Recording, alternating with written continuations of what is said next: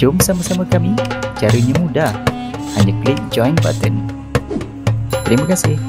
Abu Talib pernah sebut kepada anak-anak dia, jangan makan lagi mana Muhammad tak balik. Kalau kamu makan, boleh, silakan makan. Kalau nak lapar, makan. Kalau nak kenyang, tunggu Muhammad. Beriman dia dengan Rasulullah, dengan apa yang dilihat pada Nabi Muhammad. Kalau Nabi tak balik lagi daripada gembala kambing, ditunggunya Rasulullah. Kalau tak tunggu Nabi, sila makan, kata Nabi. Kata beliau kepada anak-anak beliau. Kalau nak lapar, makanlah. Kalau nak kenyang, jangan makan. Tunggu dia dulu. Maka anak-anak ada satu hari makan dulu sebelum Rasulullah balik, dan sungguh 2-3 suapnya habis makanan, karena makanan tak banyak, dan mereka berlapar pada hari tersebut. Dan akhirnya mereka ikut cakap ayah mereka, tunggu Rasulullah dulu. Karena Rasulullah kalau duduk dalam makanan tadi, semua akan kenyang pada waktu tersebut, walaupun makanan itu sedikit. Itu kata para ulama, seorang yang kalau dalam hidangan makanannya itu ada nama Muhammad, insya Allah diberkati oleh Allah Ta'ala.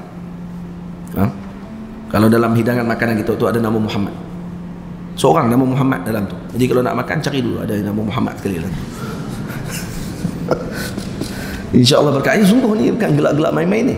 Ini disebut oleh Al-Imam Nabhani, Yusuf Nabhani radhiyallahu anhu, mengatakan bahawa ini barakah. Dan Imam Malik sendiri telah menyebut, kata telah mujarrab di kalangan ahli Madinah, yang mana anak diletakkan dengan nama Muhammad dalam rumah tersebut, kalau ada anaknya nama Muhammad, akan diturunkan kebaikan dalam rumah tersebut. Lepas tu orang Melayu kita tak tinggal benda tadi. Anak dia mesti nama Muhammad juga kat depan. Nama panjang nak mampu. Muhammad nak apa ni, helikopter apa lagi sebut Muhammad. Tapi Muhammad tak tinggal. Muhammad mesti punya buh kat depan. Nah. Panjang nama. Ada orang yang tak tinggal nama Muhammad langsung. Anak pertama Muhammad Al-Ula, Muhammad Awal. Anak yang kedua Muhammad Sani. Nah, anak ketiga Muhammad Salis.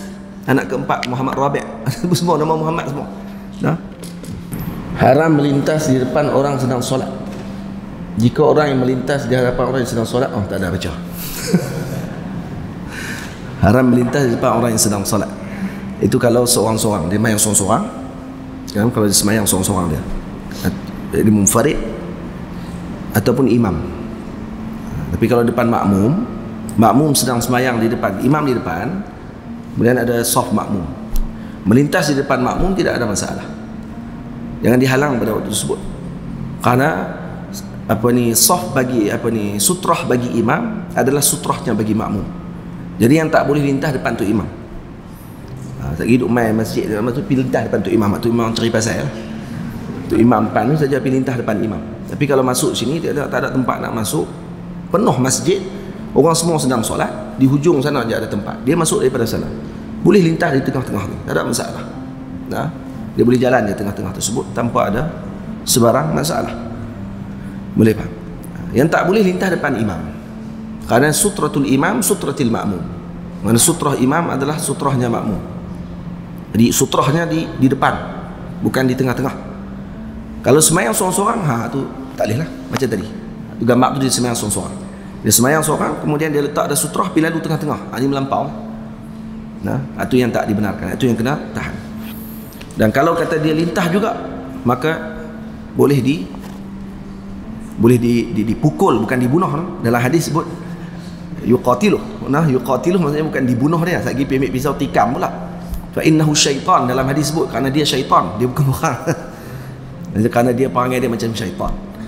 Kerana dia ni orang yang mutamarrid. Syaitan ni kerana sifat dia mutamarrid, iaitu yang suka, orang panggil apa, Allahumma salli alaihi wasallam, suka bersikap orang panggil apa dalam bahasa ni, nak melawan saja, tak mau untuk nak ikut nasihat. Jadi kebanyakan pandangan Nabi mulahadhah. Mulahadhah maksudnya Nabi melihat dengan hujung mata. Nabi tidak melihat dengan pandangan sepenuh mata. Kita kalau tengok satu yang cantik contohnya, kita akan jegir mata, cantik macam tu kan. Kalau tengok kereta yang cantik, rumah orang besar, kita lalu tengok, kita buat apa? Mata macam tu, jegir. Tak, Nabi tidak melihat macam tu. Nabi jullu nazarihi mulahadhah. Pandangan Nabi hanya hujung mata saja. Nabi hanya melihat di hujung ini saja. Ini dipanggil lihaz. Nah, dalam bahasa mata kita dipanggil lihaz. Ini lihaz ni. Tengah-tengah dipanggil maq. Nah, Nabi melihat dengan lihaz, dengan hujung mata. Kita tengok makanan sedap atas meja, mata kita macam tu, luas. Tak, Nabi tidak macam tu. Beza Nabi dengan kita. Dan Nabi juga tidak pernah membuat isyarat mata.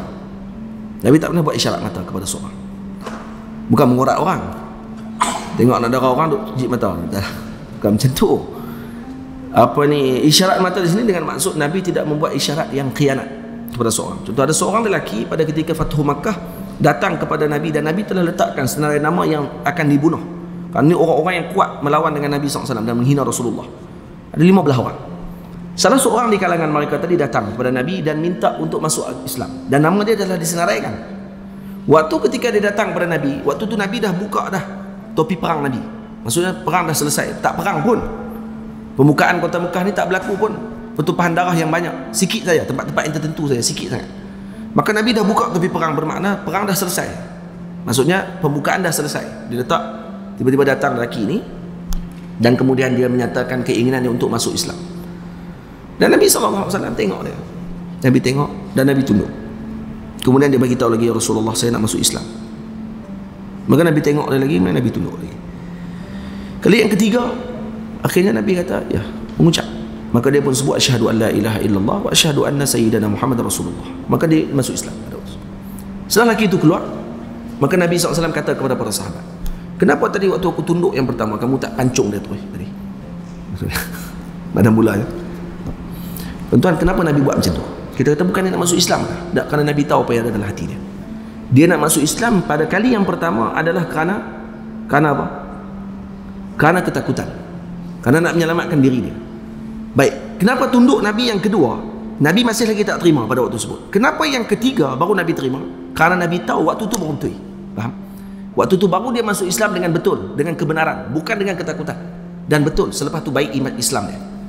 Islam dia baik pada waktu tersebut. Tamam tuan? Karena kali yang ketiga, sebab tu Nabi tunduk. Nabi tunduk pertama kerana tak betul lagi ni. Kali yang kedua Nabi tunduk lagi. Kali ketiga Nabi kata, ya sila. Kerana waktu tu baru betul Islam dia. Dan sungguh baik Islam dia selepas tu. Dan tuan-tuan, pada kali pertama Nabi kata apa? Kenapa tak pancung dia pada kali pertama tu? Waktu ketika ni, lah dia tak boleh dah lah. Selesai. Nah, dah bila dia mengucap syahadah, maka waktu tersebut selamatlah darah dan juga peribadi dia.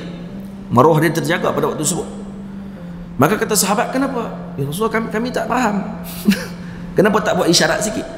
Buatlah isyarat sikit. Maksudnya kalau sambil bila kata, wahai Rasulullah, saya nak masuk Islam. Nah, patut Nabi buatlah sikit, tengok sikit ke sahabat. Dia kata Nabi, haram bagi para anbiya melaksanakan pandangan khianat. Tak, Nabi tak akan buat macam tu.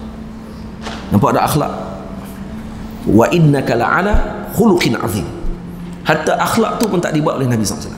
Hatta mata isyarat pun Nabi tak buat pada waktu tersebut. Ajib, agung.